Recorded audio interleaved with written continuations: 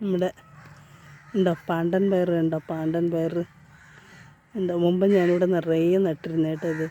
അപ്പം അതിൻ്റെ വിത്ത് വീണ് ഉണ്ട് തന്നെ വളർന്നതാണ്.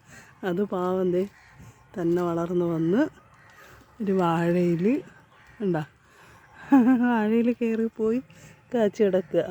പിന്നെ ഞാനോർത്തു ഇതിൻ്റെ വിത്തിപ്പം വേറെ എൻ്റെ കയ്യിൽ നിന്ന് പോയി, നഷ്ടപ്പെട്ടു പോയി. അപ്പോൾ വിത്തെടുക്കാമെന്ന് പറഞ്ഞിട്ട് കിടക്കട്ടെന്ന് ഓർത്തു. ഇല്ല, ഇത് കണ്ടോ വിത്തും കിട്ടി. വിത്ത് ഇനിയുണ്ട് കേട്ടോ. ഇതാ ഇവിടെ ഉണ്ട്, ഉണങ്ങി കിടപ്പുണ്ട്. എനിക്ക് അത്യാവശ്യത്തിനുള്ള വിത്ത് എന്തായാലും കിട്ടി.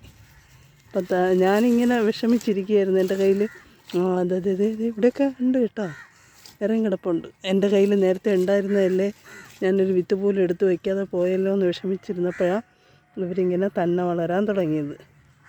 എൻ്റെ വിഷമം കേട്ടിട്ടാവുമെന്ന് തോന്നുന്നു. നല്ല പയറാട്ടോ, എനിക്കിഷ്ടമാണ് ഈ പാണ്ടൻ പയർ. അപ്പം അങ്ങനെ ഇപ്പോൾ വിത്ത് ധാരാളമായി. അപ്പോൾ ഇതൊക്കെ പറിച്ചെടുക്കാം അല്ലേ നമുക്ക്.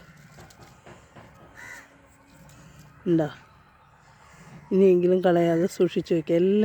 എല്ലാം വിത്തെടുത്ത് ഒന്ന് എഴുതി വയ്ക്കണമൊക്കെ എന്നൊക്കെ ഞാൻ എപ്പോഴും മനസ്സിൽ ഓർക്കും കേട്ടോ. പക്ഷേ അങ്ങനെ ചെയ്യാറില്ല, അതാണൊരു പ്രശ്നം. അങ്ങനെയൊക്കെ കൃത്യമായിട്ട് എഴുതി കുറച്ച് വിത്തെടുത്ത് വെച്ചിരുന്ന് നമുക്കൊരു കാലത്ത് നമ്മുടെ കയ്യിൽ നിന്ന് വിത്ത് നഷ്ടപ്പെടില്ല. ഇതുണ്ടോ നിറയെ വിത്തായി കേട്ടോ.